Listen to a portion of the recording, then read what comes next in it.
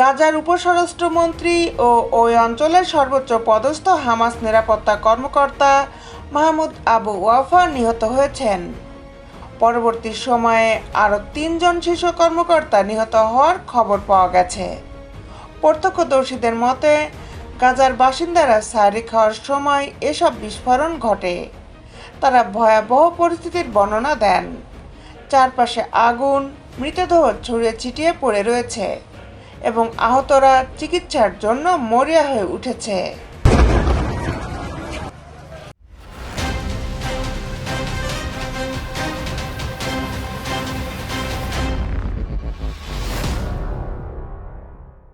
বিস্তারিত নিয়ে আপনাদের সাথে আছি আমি শামীমা সুলতানা। গাজা উপত্যকায় ইসরায়েলি সামরিক বাহিনীর ব্যাপক হামলায় 4 শতাধিক ফিলিস্তিনি নিহত হয়েছে। হামাস নিয়ন্ত্রিত স্বাস্থ্য মন্ত্রণালয় মঙ্গলবার এই পরিসংখ্যান জানিয়েছে। ইসরায়েলি প্রতিরক্ষা বাহিনী জানিয়েছে তারা হামাসের সন্ত্রাসী লক্ষ্যবস্তুতে আক্রমণ চালাচ্ছে। হামলা অব্যাহত রয়েছে এবং আইডিএফ নতুন করে আরও অনেক এলাকা খালি করার নির্দেশ দিয়েছে। গত 19 জানুয়ারি শুরু হওয়া যুদ্ধবিরতির পর এটি গাজায় সবচেয়ে বড় বিমান হামলা।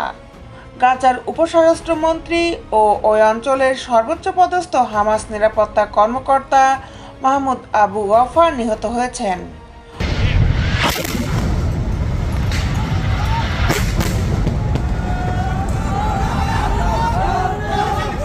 পরবর্তী সময়ে আরও 3 জন শীর্ষ কর্মকর্তা নিহত হওয়ার খবর পাওয়া গেছে। প্রত্যক্ষদর্শীদের মতে, গাজার বাসিন্দারা সাহরি খাওয়ার সময় এসব বিস্ফোরণ ঘটে। তারা ভয়াবহ পরিস্থিতির বর্ণনা দেন। ইসরায়েলি প্রধানমন্ত্রীর কার্যালয়ের এক বিবৃতিতে জানানো হয়, প্রধানমন্ত্রী বেনিয়ামিন নেতানিয়াহু ও প্রতিরক্ষা ইসরায়েল কাটস মঙ্গলবার সকালে এই হামলার নির্দেশ দেন।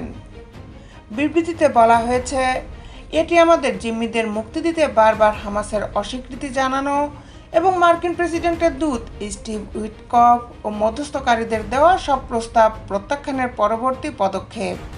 ইসরায়েলের দাবি, হামাস এখনও 59 জন জিম্মিকে আটকে রেখেছে, যাদের মধ্যে 24 জন জীবিত বলে মনে করা হচ্ছে।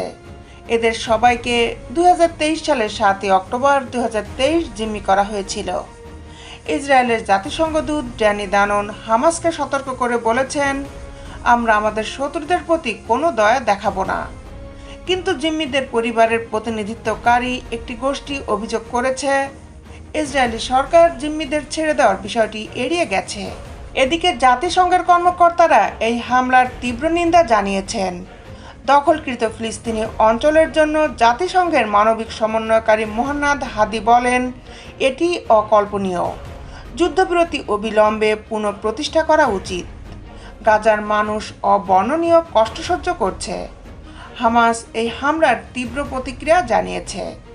যুদ্ধবিরতি ভঙ্গ করার জন্য ইসরায়েলকে বিশ্বাসঘাতক বলে অভিযুক্ত করেছে।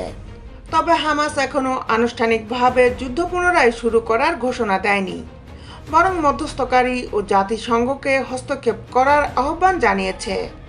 অন্যদিকে মার্কিন প্রেসিডেন্ট ডোনাল্ড ট্রাম্পের প্রশাসন এই হামলার আগে ইসরায়েলের সঙ্গে পরামর্শ করেছিল। অস্থায়ী যুদ্ধবিরতির প্রথম পর্ব 1 মার্চ শেষ হওয়ার পর মধ্যস্থকারীরা নতুন সমঝোতার চেষ্টা চালিয়ে যাচ্ছেন। যুক্তরাষ্ট্র প্রস্তাব করেছিল যুদ্ধবিরতির প্রথম পর্বটি এপ্রিলের মাঝামাঝি পর্যন্ত বাড়ানো হোক, যাতে হামাসের হাতে থাকা জিম্মিদের মুক্তি ও ইসরায়েলে বন্দী ফিলিস্তিনিদের বিনিময় অব্যাহত থাকে। কিন্তু মধ্যস্থকারীরা আলোচনায় জড়িত এক ফিলিস্তিনি কর্মকর্তা বিবিসিকে জানিয়েছে, 2023 সালের 7 অক্টোবর ইসরায়েলে হামাসের চালানো হামলায় প্রায় 1200 জন নিহত হয়েছিল, যাদের বেশিরভাগই বেসামরিক নাগরিক। পাশাপাশি সেই হামলায় 251 জনকে জিম্মি করে নিয়ে যাওয়া হয়েছিল। এর প্রতিক্রিয়ায় ইসরায়েল সামরিক অভিযান চালায়।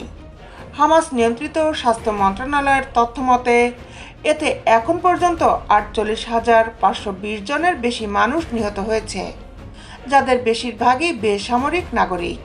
প্রায় 70% ভবন ধ্বংস বা ক্ষতিগ্রস্ত হয়েছে। স্বাস্থ্যসেবা, পানি ও স্যানিটেশন ব্যবস্থা ভেঙে পড়েছে এবং খাদ্য ও জ্বালানি, ঔষধ ও আশ্রয়ের তীব্র সংকট দেখা দিয়েছে।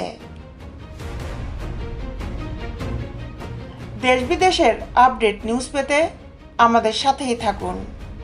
Justice television, Dhaka.